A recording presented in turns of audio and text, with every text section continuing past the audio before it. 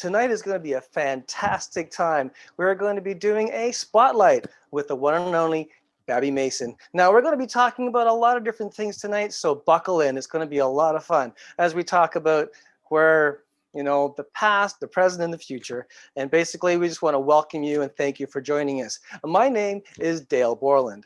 Well, let me just start off by saying that we would just like to remind you that you are listening to GMIHub online. We are YouTube, and on YouTube, we have a like and subscribe button, so go ahead and click away. We thank you guys for doing that if you haven't done that already. And also, we give you an opportunity to put a comment in, and that'd be great. So you can send us a question, and Babbie would be more than happy to answer those questions. And that would be something that you can avail yourself to as we are talking here tonight. There she is. Hi, everyone. I am here. Welcome. The joys of technology. I'm so glad that you're here to join us. Welcome to GMIHub Online. I'm sure Dale's already said that. And welcome to Babbie Mason, who's also here. If you are a fan, if you are a friend, definitely share this experience to anybody that you would like to share this to, anyone who you know that would be benefiting from this conversation. Babbie is, I call her an icon in the gospel music industry. She has written over, I want to say 250 songs. I know she's had several albums. She has made top charts. She has won awards, two-time Dove Award winner, I believe, and also nominated in the Stellar Awards. She's indoctrinated in the Hall of Fame. Need I say more? Babbie? Well, can I just say she's performed for Jimmy Carter, for Billy Graham, for the Gaithers, Homecoming, and I mean, there's so many things, Grammy Award winning and all that, and she's had 15 albums that I know of. We are just honored to have her here. One thing, even with all the accomplishments, one of the biggest reasons why we're happy to have Babbie here is because she is such an awesome example of excellence, etiquette, songwriting. She's just an awesome example. So Babbie, thank you so much for being here. And also I thank you for being such a mentor for a lot of us. And this chance for you can be a mentor even now on GMIHub. Thank you so much. Thank you all for letting me join you tonight. Good to see you. So what about Babbie? Who is she? and for those of you who don't know her, which is probably very few of you,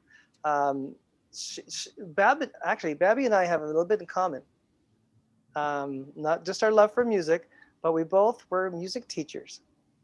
Now, Babbie, when you started teaching music, what was that like? And when was that? It was back in the 90s? In the 80s? Sorry. Yeah, actually, I started teaching my first job, middle high school music in the late 70s. I taught up until the mid 80s, until music ministry began to encroach up on my teaching career. And then I retired after teaching 8 years to launch in music ministry in the mid 80s, music and English. Oh, very cool. That's awesome to have that. Oh, we get something in common. Now you started in the middle 80s there at was the school, East Cobb Middle School, right? That's what it was. Yes. Yeah. East Cobb County, Georgia. Yeah, Georgia. You had a single that came out just after the Each One Reach One, and that was your first kind of big hit, was it? Probably when I signed with Word Records around 89, 90, my very first record with them was a record called Carry On. And from that project was the song, there was Carry On, Jesus, the One and Only, was a big choral anthem that I recorded with the Brooklyn Tabernacle Choir. There were several big songs that was on that project. I did 10 projects for Word Records, and Each One Reach One, I think, was on the next album, which was called With All My Heart. Oh, and so with all my heart, there was Each One Reach One. There was With All My Heart, Let Me Be the One. Duet with Michael English called In All of His Glory. So yeah, that was a big project too.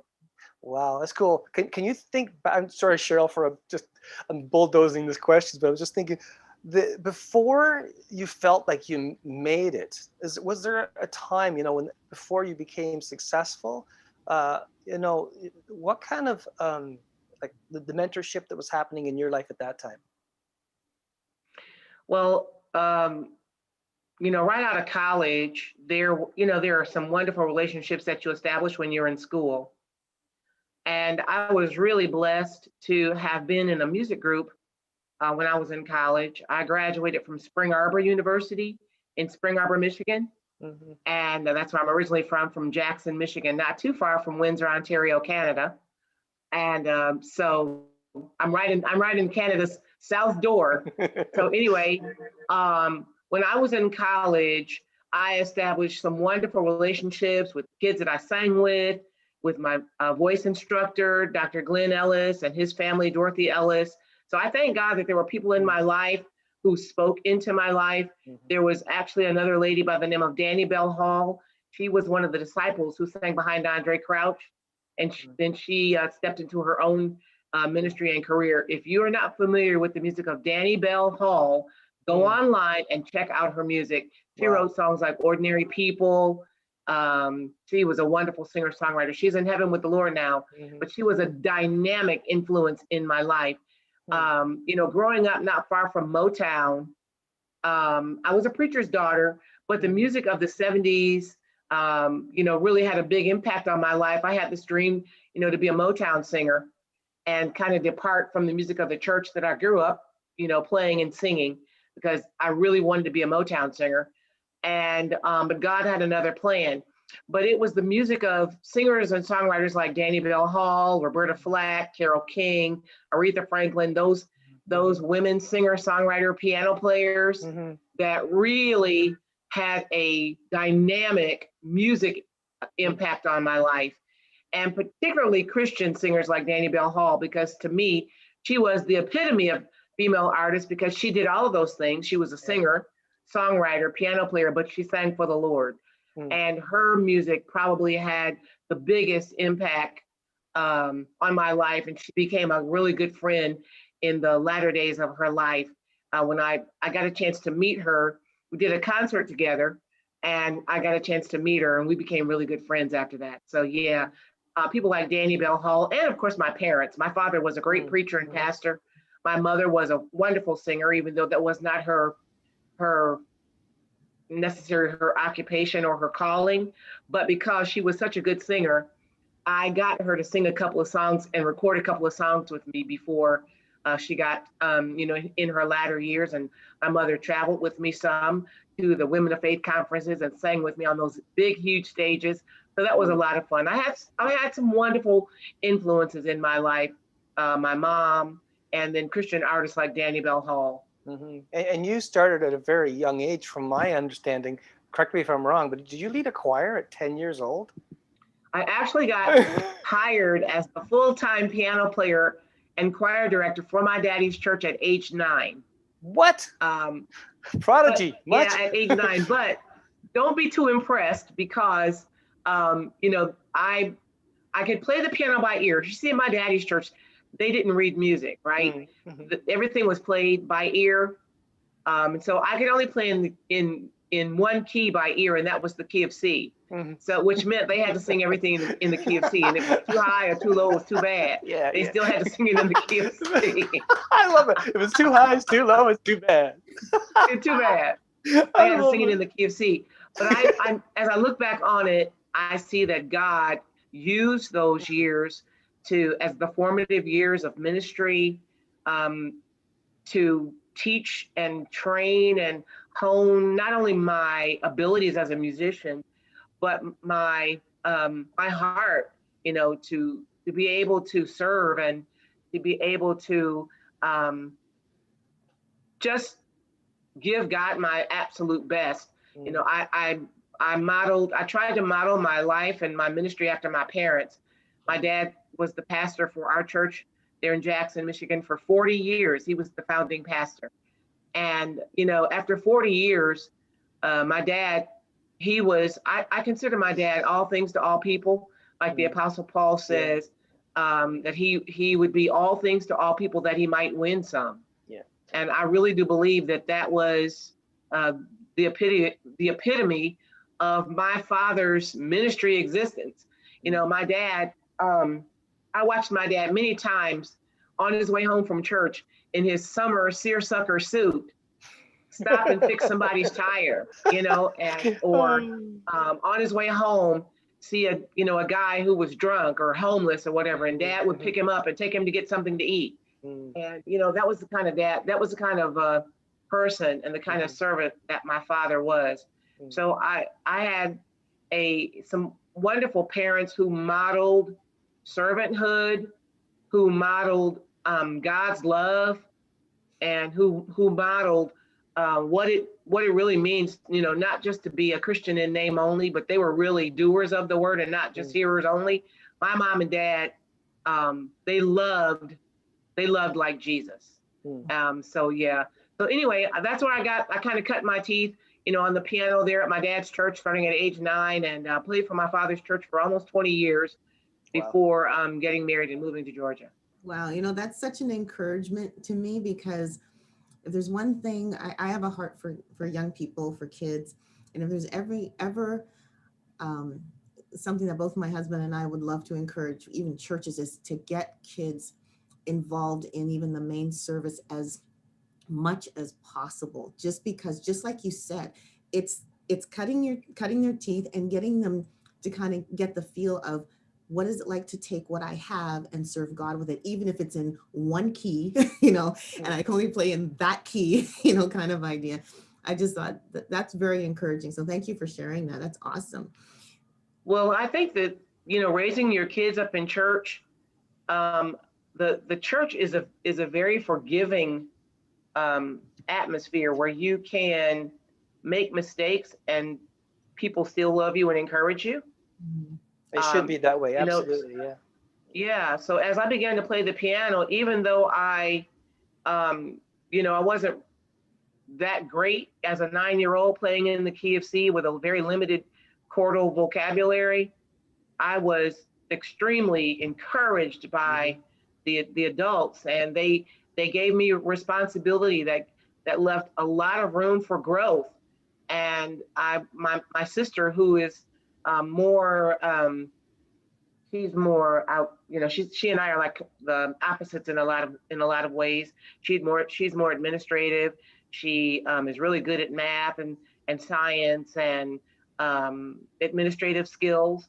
And in the same way, for her or my older brother, in leadership skills, those skills were developed in the church in an environment that was hugely encouraging, very forgiving, but yet leaving a lot of room for growth and encouragement along the way. So I thank God that I had that opportunity to develop my musicmanship. It was a huge responsibility because I was the full-time piano player for almost 20 years, which meant 3 choir rehearsals a week, church all day on Sunday, even some out-of-town responsibilities, visiting other churches during the midweek, and still having to go home and do homework, or doing homework in the with the dome light in the car or whatever. But it was years that I'll never forget, and years that were hugely developmental for me. And I really believe they were the precursor years to the ministry as I know it today.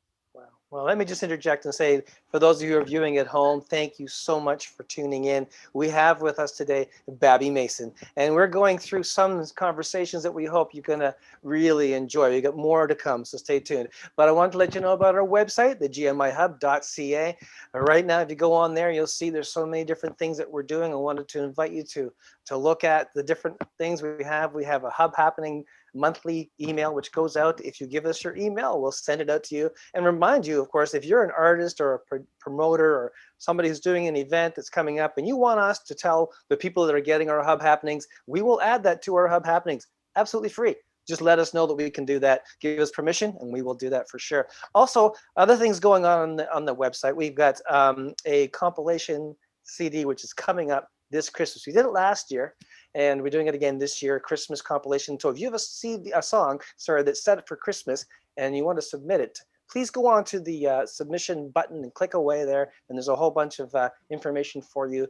And we have some songs already, and it's great, but we'd love to have more. We've extended our date because of COVID restrictions. It's now at the end of July. Am I right, Cheryl? 31st, July 31st. July 31st. So if you have a song you would like to submit, we would love to get that. We'd be so privileged. We got a few songs already. We're really excited what this new project for this year is going to be like. So keeping that in mind, don't forget that if you're watching YouTube right now and you haven't subscribed already, please do, and hit the notification bell, and you'll know the next time we put a video up. And also, if you feel like writing a question in the comment area, please do that. We have somebody that's going to take those questions and throw them our way, and you could ask Babbie a question. That would be so cool. Speaking of questions, I have one. I know earlier you talked about your first album being with the Carry On, including the songs Carry On, or was the Carry On album, I believe. I'm curious to find out, what was your first song that you ever wrote? Actually, let me kind of correct that. That was my first industry level album. Prior to that, I had made 5 what we used to call custom records. Now we call artists indie artists, but back in the day, I did 5 albums on my own. And I've done, since I left the industry doing industry level albums, I've probably done about 5 other albums on my own. So probably in total, I've done maybe 22, 23 projects. Wow. But I would say the very first, are you talking industry level song that I wrote, or song period that I wrote? Very first song. Oh gosh. I mean, I was writing songs for boyfriends and stuff like that in high school and college. But back in the mid 80s, after I quit my job as a school teacher, I heard about this conference called the Christian Artists Music Seminar in the Rockies. And in Estes Park, Colorado. Are you familiar with it? We're not. In the Rockies, yes. Well, it was, back in the day, it was hosted by a gentleman by the name of Cam Floria. And Cam was the founder of the Continentals, the Continental Singers, the Continental Orchestra. They were a touring group. And he hosted this huge music conference. And then after I think he sold it to like the Gospel Music Association out of Nashville.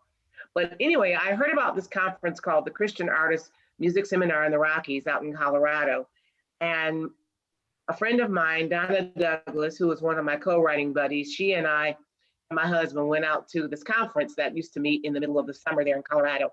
And they had a songwriting competition and a vocal competition. And I went out there to enter into the songwriting competition. And I just felt like my song was the best thing since sliced bread. I knew I was going to take the prize. Well, when they heard my song, they just sliced my song up one side and down the other. They said the lyrics were trite. They said that the melody was overused. They said it was like words and melodies they had heard before. So they fed you some humble pie. Okay, we got it. Oh my gosh. They didn't just feed it to me. They shoved it down my throat. It was just so bad. And so I figured, well, I didn't go very far in the songwriting competition, but I still entered into the vocal competition. And by the week's end, I had come in 3rd place. I won the 3rd place prize. I won free tuition and lodging to the following year. But one of the things that changed my life that week was sitting in some workshops on songwriting. And that was the first time that I had been introduced to songwriting as a developed or learned skill. I've since learned that songwriting is both inspiration and perspiration. There is the inspiration where, let's say you're just walking through your house or driving down the street, and all of a sudden the heavens open up and this melody comes out of the sky, and in 5 or 6 minutes, bam, you have a brand new song. It's like the heavens sing the song into your heart, and you're like taking dictation and you can't write the song fast enough. And that has happened to me before. But I've also learned that songwriting is perspiration. And perspiration is when you write songs using your songwriter skill. And songwriter skill has to be learned and developed. And I sat in on some workshops that summer, and the lights just began to come on. And the next thing I knew, I was writing songs. The very first song that I wrote after that conference has actually turned out to be a signature song for me, a song called All Rise. And I wrote All Rise that same summer that I attended that workshop for the very first time. And I would say All Rise is probably one of my most recorded songs, and one of my more popular songs. And so I've been singing that song since the mid 80s. I actually went to the conference the following year, and All Rise was the first place winning song. And I entered into the vocal competition and placed first in the vocal competition too. And what that did was it began to affirm that music ministry was my my calling. You know, I knew in my heart that you know, music is my first love, but all mothers' babies are beautiful to her. You know, your babies are beautiful to you, but it's really, I think, important to be affirmed by others who will say, hey, you know what, Babbie, your baby is beautiful. And for me, that was very, very important, to have that affirmation and that confirmation. And not long after that, I began to get invitations to write for publishers and to record for record companies, and ended up recording for Word Records for 10 years when I signed with them in 1990. Yeah, it sounds like you have developed a method for writing songs. Also, you write songs that you're inspired to write that don't really have a lot of thought, but you can do the sweat to make it happen too.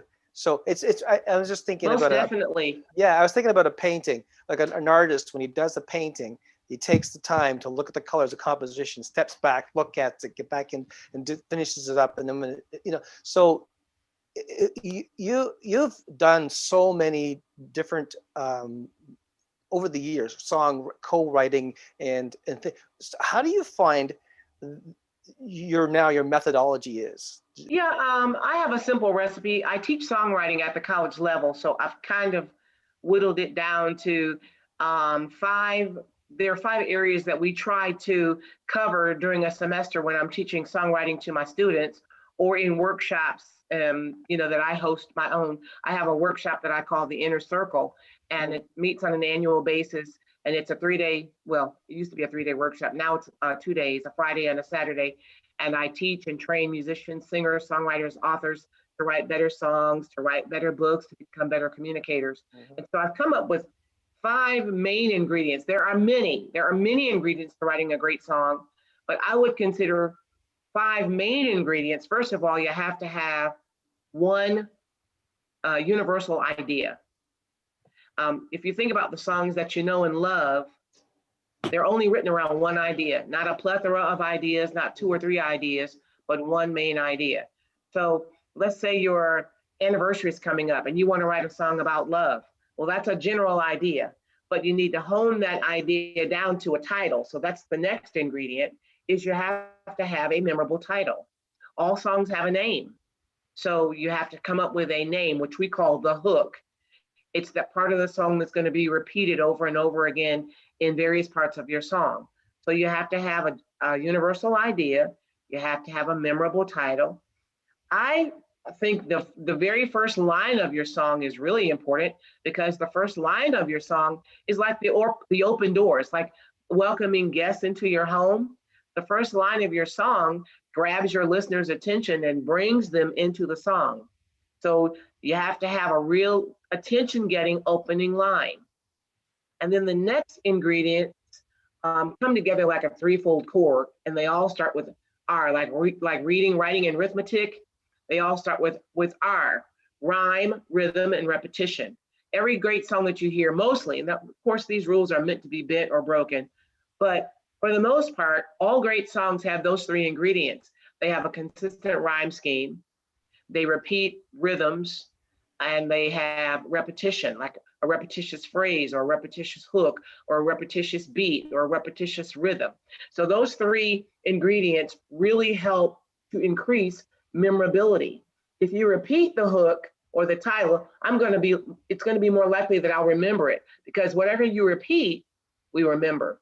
So remember those 3 ingredients: rhyme, rhythm, and repetition. And then the last ingredient is form, meaning the shape of the song or how it's constructed.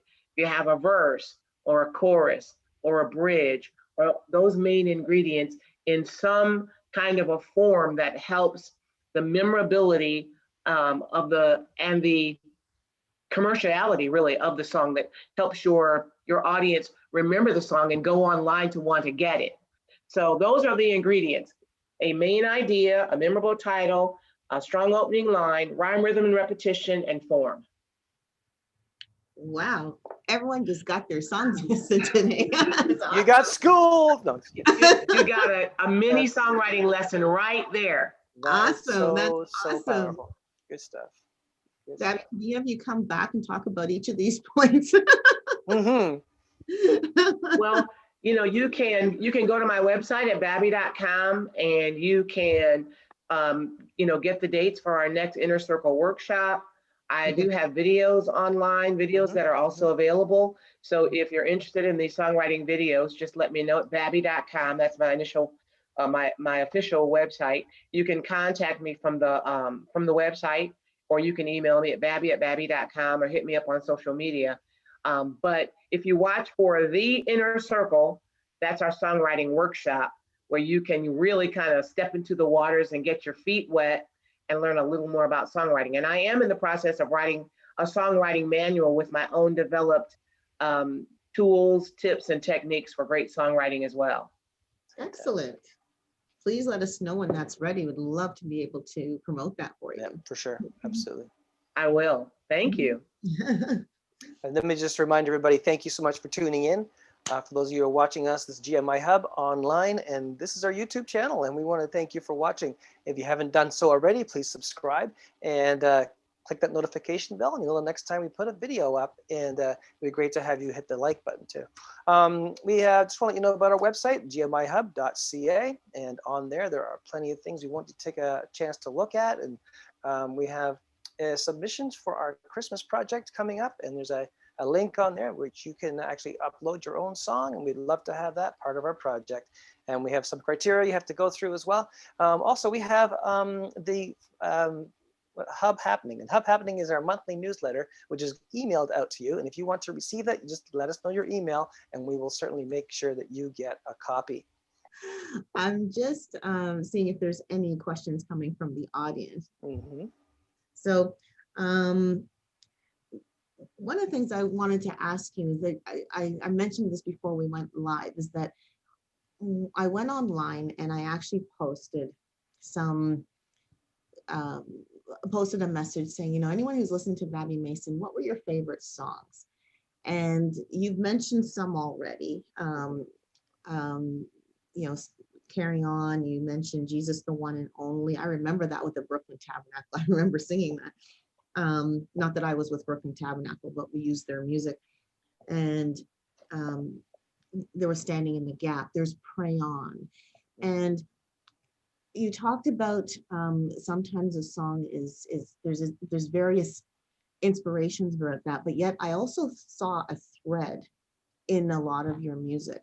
And I was curious to find out if a lot of it had to do with, I'll say, your father's influence, because with your father being a pastor, not just in word, but in deed, I felt, though, as I was listening to the songs and watching or listening to the lyrics, it just seemed like it was something that he, for example, a pastor's heart, kind of encouraging a person where they're at about the love of God, about carrying on, or about moving forward. But can you talk a little bit about that more? For example, with Pray On, what was the inspiration behind that song? Well, there are a lot of songs that I write alone. I get an idea, or I read something in the Bible, or I see something on a billboard even, or I'll read something in a newsletter. For example, Each One Reach One was inspired by a newsletter. I was going through the mail one day, and a newsletter came in the mail, and there was a nearby church that was having a revival, and that was the theme of their revival, Each One Reach One. And I said, hey, that's a great idea for a song, and wrote the song Each One Reach One. But the song Pray On was actually a co-write with my good friend Donna Douglas. And that song was inspired by a painting that she had heard. Actually, it was a story about a painting that she had heard Dr. Charles Stanley tell one day. He was he was visiting one of his church members, an elderly lady in her home. And I guess he was going through something that in a season of his life where he was very discouraged. And she had a picture on the wall, and it was a picture of Daniel in the lion's den. And she asked him, she said, Charles, what is it that you see? Tell me about this picture of Daniel in the lion's den. What do you see?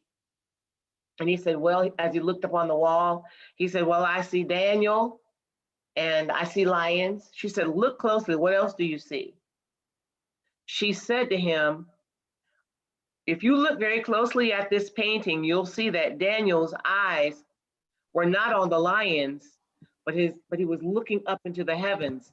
She said, if you look closely at this painting, you'll see that Daniel's eyes are not on the lions, but his eyes are on the Lord. Mm. And that was, if you listen to the lyrics of the song, those are one of the lyrics that are in the song. So that song was inspired by that painting, or by that story of that painting. So, you know, song ideas can be inspired by almost anything. There was a song that I wrote that was more of a gospel music, a Black gospel kind of a feel, called God Will Open Up the Windows and Pour You Out a Blessing. And it kind of has a Black choir, Black gospel choir kind of feel. I ended up recording that song as a duet with my mother. It's very repetitious. It's very indicative of Black gospel music. And it's one of those songs that makes you happy. It claps on 2 and 4, and you can see the choir rocking back and forth in your mind. And it's just one of those songs that is meant to, to uplift you and encourage you. And then there are other songs that are meant to challenge you, to inspire you, to comfort you. I remember one day I was in a revival, and I always go into a service with something to write with and something to write on, always, because inevitably I'm going to hear a phrase or something that the preacher is going to say that's going to inspire a song. And so one day I was in a revival, I was the guest singer, and the preacher got up and he was talking about sharing your faith. And he said this, he said, your walk talks and your talk talks, but your walk talks louder than your talk talks. And I said, okay, there's a song in there somewhere. And I wrote that down. And I keep a little songwriting manual. I call it my hook book. And I write down all the potential song titles or ideas or opening lines or words that rhyme. And I keep them in this notebook. And I had that phrase in my notebook for years. And then one day I was on a cruise, on a Charles Stanley Bible Study cruise. And I was on the cruise with one of my good friends who sing in the group Greater Vision, who are now called Legacy 5. And Greater Vision. And one of the members in the group is Rodney Griffin. And Rodney is one of the finest Southern gospel songwriters. And he and I sat down and we wrote that song together. And it's called Your Walk Talks. And it's sung by the Mark Trammell Quartet. And you can go online on YouTube and look for the song Your Walk Talks by Mark Trammell and the Mark Trammell Quartet. And man, it is a fun song. It turned out to be a phenomenal hit for the Mark Trammell Quartet, but a really fun song. And it was inspired in a revival. So, if you're an aspiring songwriter, my main advice for you would be to pay attention. Pay attention as you go through life. Pay attention when you're listening to your pastor. Pay attention when you're listening to conversations. Lean in and listen, and then have something to write with and something to write on, or put notes in your phone, or some way that you can keep a record of your ideas so that you don't forget them. That is a nugget of information. You're watching at home, wherever you're watching. That is something. Get a little hook book. I love that name, the hook book. You bring that with you everywhere you go, and you can jot down. For me, this is my hook book. I just record things into it. Now, so whatever it may be comfortable for you. Maybe it's your phone, or maybe it's a little notepad. But that is such a great. Yeah, and you get a little melody idea. Yeah. You can sing that little melody idea into your voice memo in your phone, and you can keep a good record. The challenge is, though, I like to write things down, because the problem is, one time my phone, the battery died. Yeah. And they couldn't get the battery out of the phone. And I had 10 or 12 really great song ideas that were in my phone, and I couldn't get the phone back on in order to get the ideas out. So Yeah, I always like to write things down or record them on an external hard drive or something where I know I can get to it, not necessarily depend on my phone, because phones break, they drop, they end up in the sink, crash on the Thanks a lot. sidewalk. Now I'm worried. Yeah.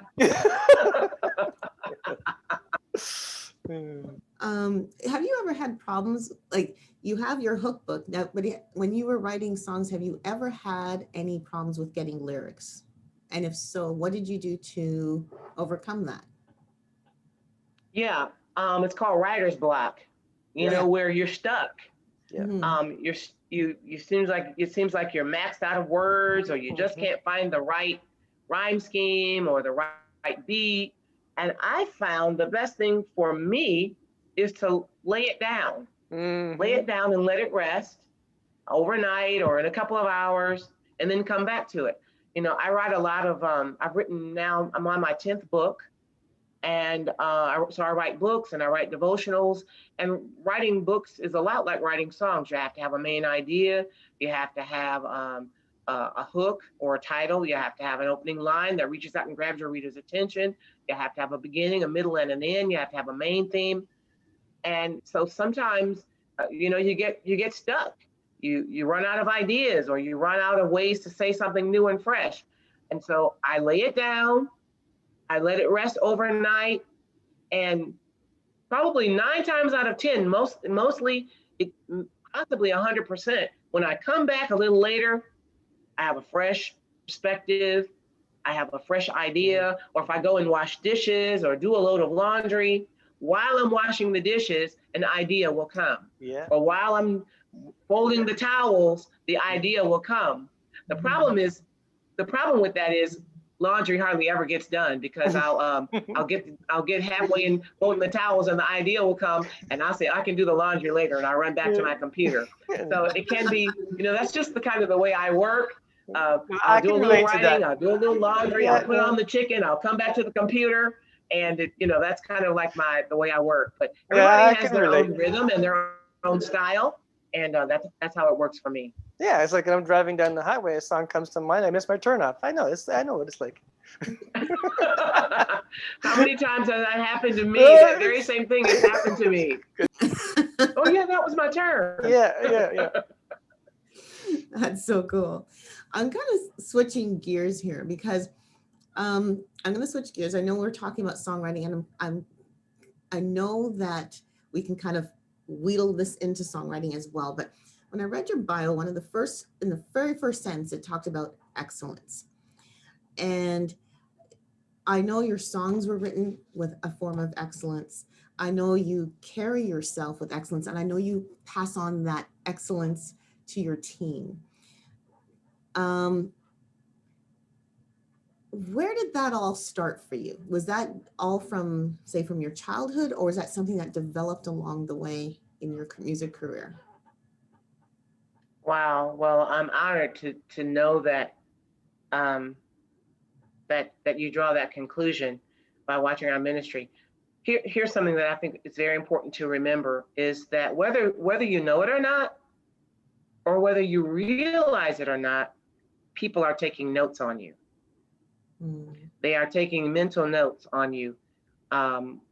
If you show up on time, if you show up prepared, if your ministry is a blessing, if you focus, you know, your applause, you know, to the Lord, or do you bask in the deep end of over perfectionism, or whatever the case might be. I took a lot of notes on my mom and dad. I watched the way they served, and there are other people, as I mentioned before, that are very influential in my life, and they help to hone, you know, these people that we love and admire. They help to hone the people that we become. So they were very influential in my life. But one day I was reading about the life of David. I love David as a musician, and I've loved reading about his life.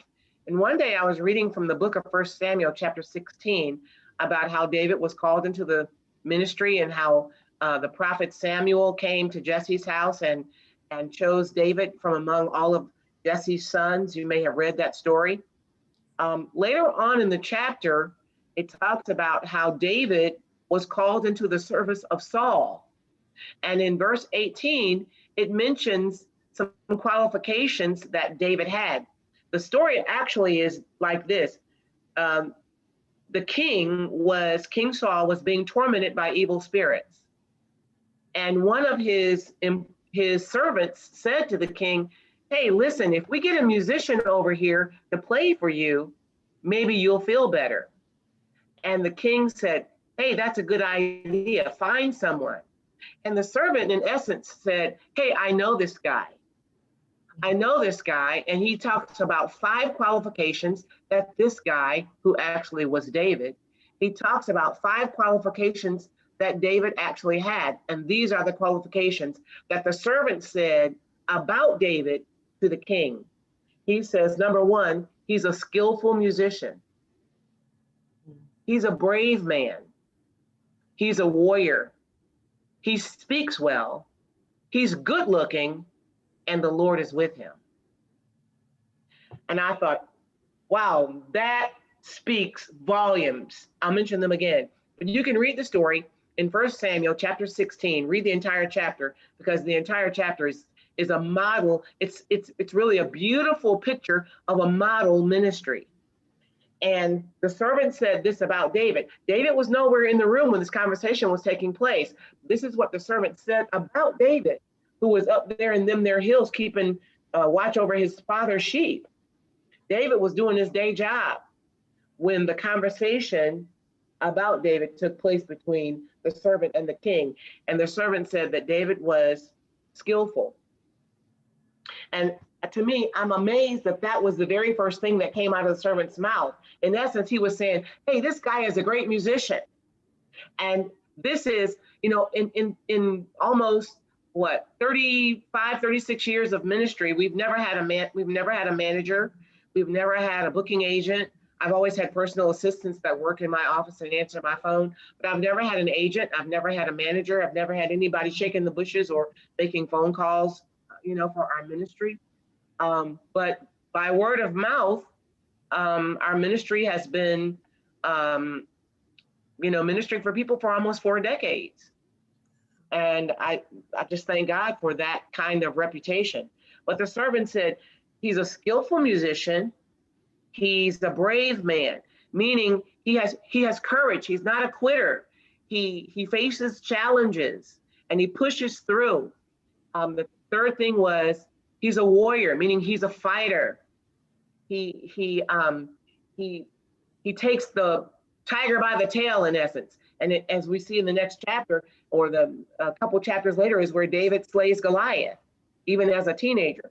So the servant said, he's a skillful musician. He's a brave man. He's a warrior. He speaks well. So in other words, he's articulate. He can tell his story, and he can tell his story well.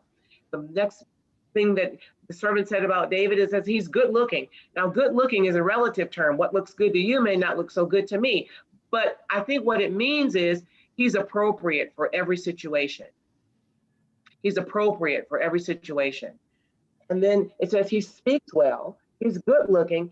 And then the passage saves the best for last. It says that the Lord is with him. This is what the servant said about David, is that the Lord is with him, meaning the hand of God is upon his life. And when he ministers, whenever he performs, his ministry gets results. People's hearts and lives are touched. They're changed. They're encouraged. Somebody comes to know the Lord. Somebody's life, his ministry makes a difference. And I found that to be so powerful that I wrote a book about it. Matter of fact, I have a copy of it right here called Fully Qualified. Fully Qualified. Fully Qualified. Available at my website at Babbie.com. Also on Amazon, but you can get it at Babbie.com. But I write about that passage in my book and how those things, those 5 elements of ministry, can impact and change not only your life, but your ministry. And so I recommend the read, and it's extremely encouraging. It's got a lot of my personal stories, my personal advice, my conversations with producers, arrangers, singers, songwriters. So it's packed full of information, inspiration, and a lot of tools and tips on songwriting and ministry as well. Yeah, Babbie.com is a really good website. If you go and check it out, lots of great stuff there for you to see. including those books. And how many books have you got right now? This is my ninth. Ninth. I Fully thought it was. Qualified is my ninth book, and I'm working on my songwriting book right now. It's amazing. Great resources. Great resources. And speaking of resources, Thank you. if you go to babbie.com, I know that you also have an online radio station as well. Is that correct? Yes. 24/7? 24/7. It's online 24/7. You can access it at babbie.com or babbiemasonradio.com. They're the same website. You can just use two different URLs to get there. But a few years ago, as I was, okay, listen, in all honesty, this is not my first day. I've been in ministry for 36 years. I got started in the 80s. So that tells you that I've been doing this for a while. But this is what I know and love. And I want you all to hear me well, because someone who's watching this tonight, you may wonder, if you're too old, if you're maxed out, if you missed your moment. Well, let me tell you that you haven't, because there's no expiration date on God's plan for your life. There's no expiration date on God's call for your life. The Bible says in Jeremiah 29:11, I know the plans I have for you, declares the Lord, plans to prosper you and not to harm you, plans to give you a hope in the future. There's no expiration date on that. So it doesn't matter what age or stage you're in, God's call is for you and it's for your life. And so when I wrote this book, I wanted this book to serve as a source of encouragement for those who have a desire, even in their golden years, to serve the Lord and to use their gifts and talents for Him. And so as I was approaching, one of those big birthdays, I am thinking about, okay, God, how can I make the most of ministry at the season that I'm in? And I heard the Lord say internet radio.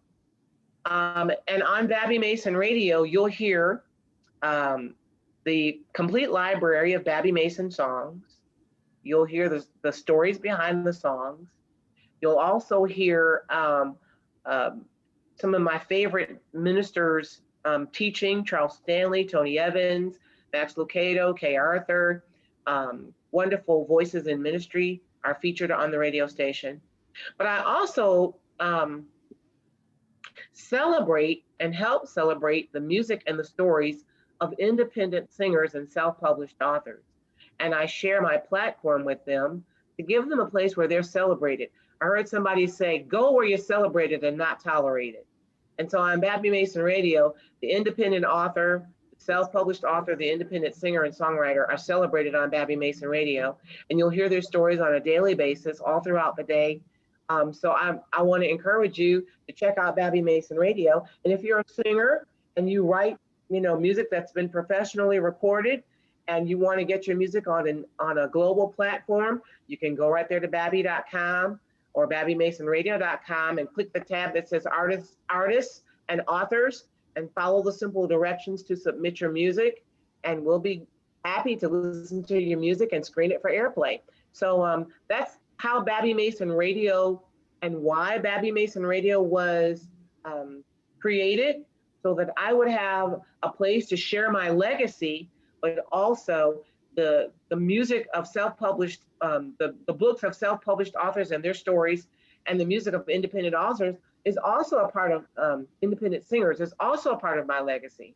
So it's all shared right there on babbiemasonradio.com. That's beautiful. So just to clarify, so it doesn't matter where anyone is from, but if they're in another country and they hear Babbie Mason Radio and they want to submit a song, they are welcome to submit their song and hopefully be celebrated right on your station. Absolutely.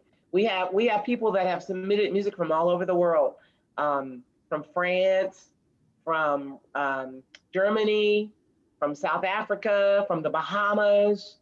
There's, I can't remember the exact Asian country. I think it was like Taiwan or something like that. But of course, we have listeners from all over the world. We have gotten hits on our website from 6 of the 7 continents.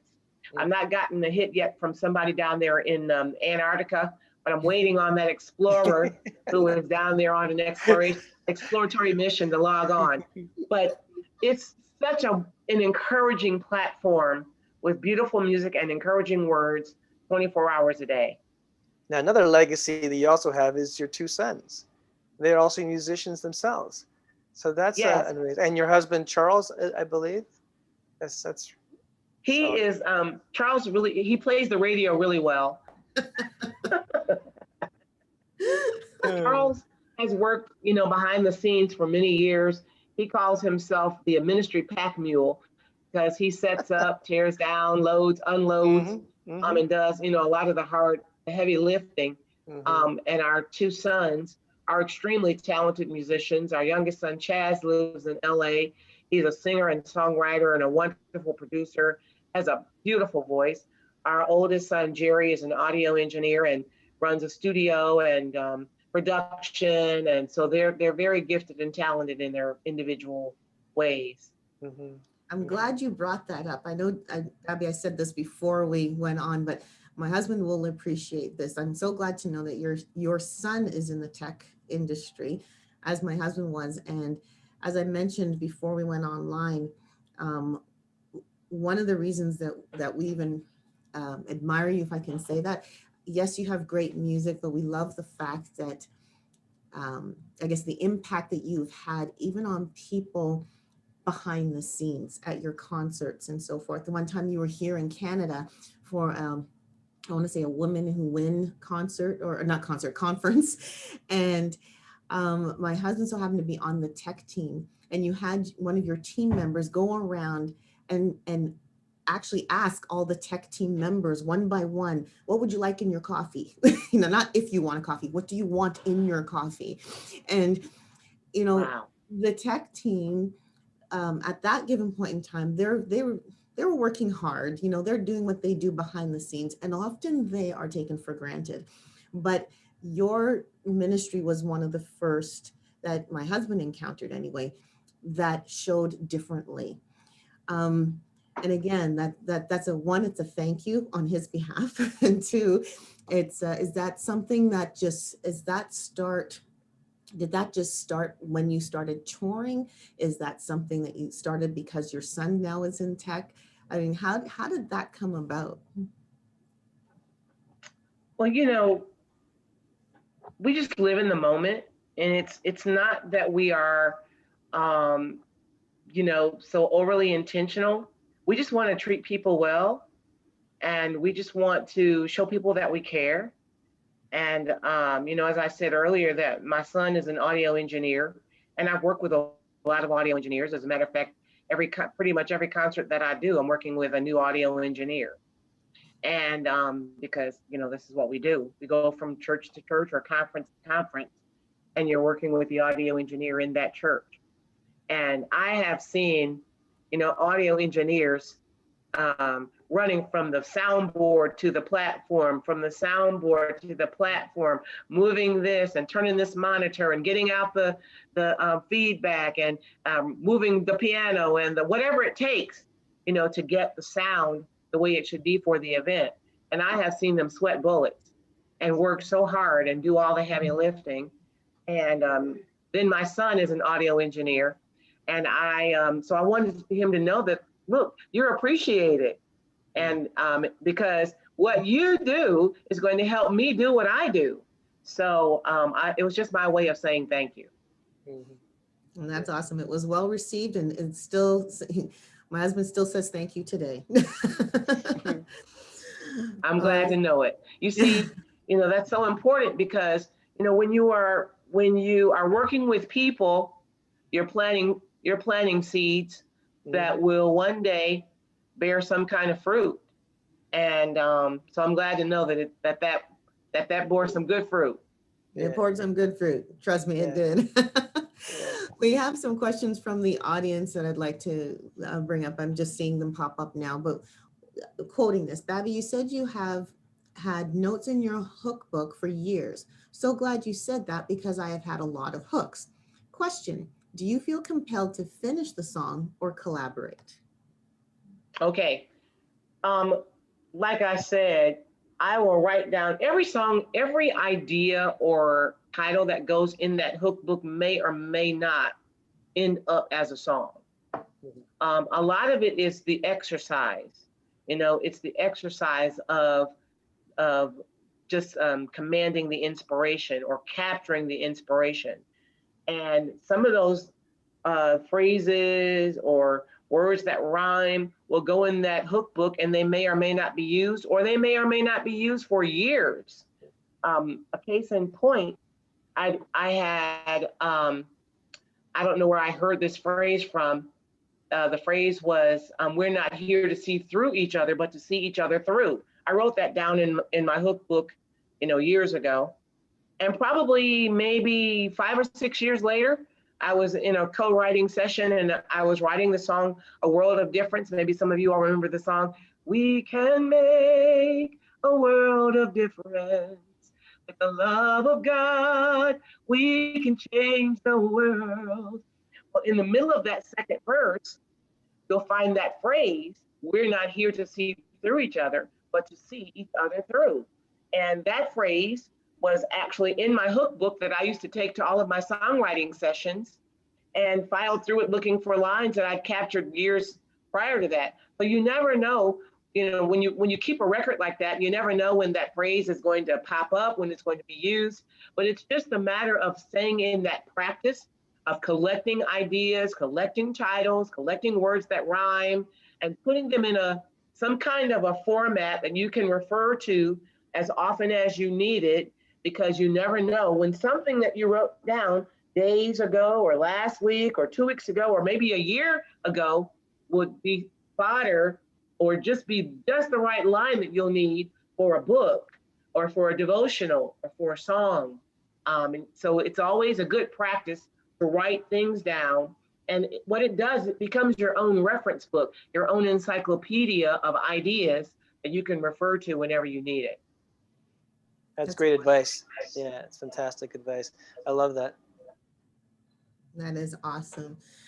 Well, we have come to the end of our hour. I have one question I'd like to ask. Oh, but Dale has one more question.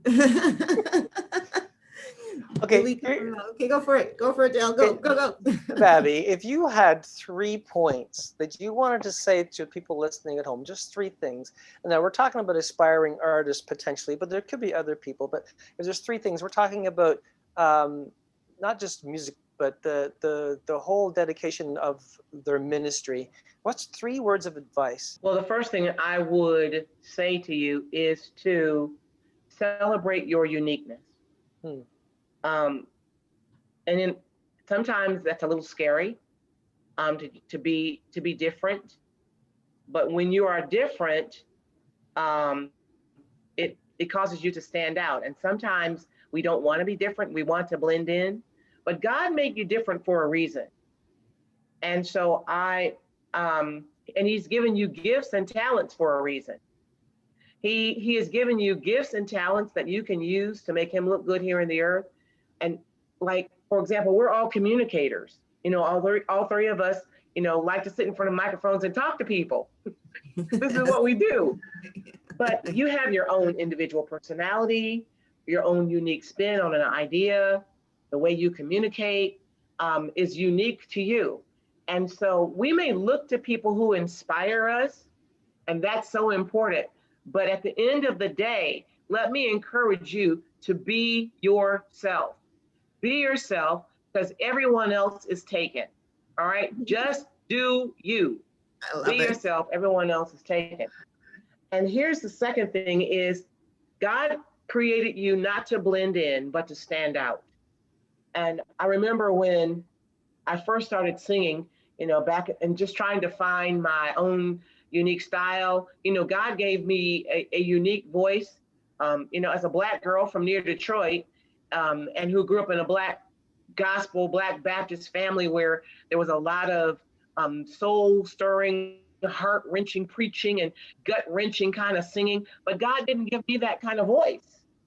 And I used to think that I was weird because I sang songs like, with all my heart. You know, I sang these melodious melodies. I didn't sing these gut-wrenching gospel songs. Whenever I tried to sing like that, I had laryngitis. So it just wasn't my style. Yeah. But I later found out that God gave me this voice, this personality, this music calling for a reason. Because now when I look out into the audience, I see the body of Christ. I see Black people and white people and people from all nationalities and all denominations coming together for a Babbie Mason concert. And so I realized that God gave me the specific calling to be a bridge builder, to bring the body of Christ together. So I would, so the third thing is hone in on your calling. And I guess it kind of goes back to the be yourself, be who you are, and celebrate who you are and stand out. I know that sometimes it can be scary. It can even be risky because a lot of times when you're being yourself, you're on stage all by yourself. And that can be kind of scary sometimes. But the more you practice being you, the more confident you will find yourself, walking in your gift. So, and then the third thing is, I would encourage you sometime tonight, maybe, is to read that 16th chapter of the book of 1 Samuel, and just give some time thinking about those 5 ingredients that the servant said when he was talking about David, about your skill set and what you have to do to improve that, about being courageous or brave, and what you might have to do to be more brave or more creative or courageous, what you might have to do to be more articulate, to improve your persona. Maybe it's writing your bio, maybe it's taking better pictures, maybe it's improving on your website, maybe it's taking a songwriting course, or coming to Babbie Mason's Inner Circle, or taking a class online. Do something to improve yourself today, because I guarantee you what you do to invest in yourself today will reap huge dividends tomorrow. And so that's my bit of encouragement for those of you who are aspiring singers and songwriters. Don't be afraid to invest in your craft. You can always be better. Listen, I've been writing songs now for almost 40 years, and I believe with all my heart, my best song is yet to be written. I really believe that my next performance is my best performance. And remember, here's the last thing. It's all about people. It's all about people. It's all about connecting people to God. I've won awards, and that's fun. It really is. It's fun to win an award. It's fun to get the affirmation of your peers. But when it all boils down to it, it's not about the award. It's about the reward. And the reward is taking, trophies of grace. Those are the lives and the hearts of people who will be in heaven as a result of what you do here on earth. Wow. Amen. Okay. Can I just want to recap just a little bit. Celebrate you, be yourself, don't blend in, stand out, hone into your calling, and look for those attributes that people can say about you behind your back: your ability as an artist, your talent, right? Your courage. You are strong in a warrior. And I'm talking in the spiritual sense. And then there's all well-spoken, speak well, and speak well of others. That's the kind of thing I was thinking of. But also be well-spoken in your vocabulary. But look good. I was thinking that good-looking thing might just be do a good job. Present yourself as a professional as possible. Look good in how you do your job, and how you sing, and how you present yourself when you do gigs or performances or opportunities, right? And the last one, which is you just kind of touched on there, which I think is major, is others focused. Be that, it's other people kind of focused individual. And so just thank you so much for all those amazing things. We're going to chew on those. Those who are making notes at home, good for you. Dale, I give you an A+, my friend. You did good. That's awesome. Well, thank you, Babbie, once again for being here, sharing your knowledge, sharing your heart. mentoring us right here online. This is so awesome. And thank you, audience, for being here with us. I am so glad you had the opportunity. This episode will be on YouTube, so you can always come back and watch it again. Please feel free to share the link. It's right there in the bar across your screen there. So go ahead, share the link, share the site. This is worth listening to over and over and over again. Lots of rich information that's been shared tonight. Again, I know we've said it a few times, but if you want to know more about GMIHub, feel free to go to our website, gmihub.ca. We have the newsletter that we'd love for you to receive and be a part of. You know, it's not just a newsletter of information, but it's a newsletter where we want to celebrate you. And so if you want to be a part of that, sign up, and we'd be happy to advertise or let people know what you've been doing. If you've been writing songs and you're going to release a song, or if you're going to be in a concert or anything like that, just let us know. We'd love to celebrate you. And also, our Christmas compilation is coming up, and we are accepting submissions for songs. Now, originally we had a date in June, but because of closures and COVID restrictions, I know that studios haven't been open, but because studios are beginning to open now, we want to give you a chance to get in there, collaborate with the producers and so forth. So go ahead, book those producers, and you have until July 31st to submit a song to us. So we're looking forward to receiving your submission of a Christmas song to add to our compilation, which we will be releasing in November.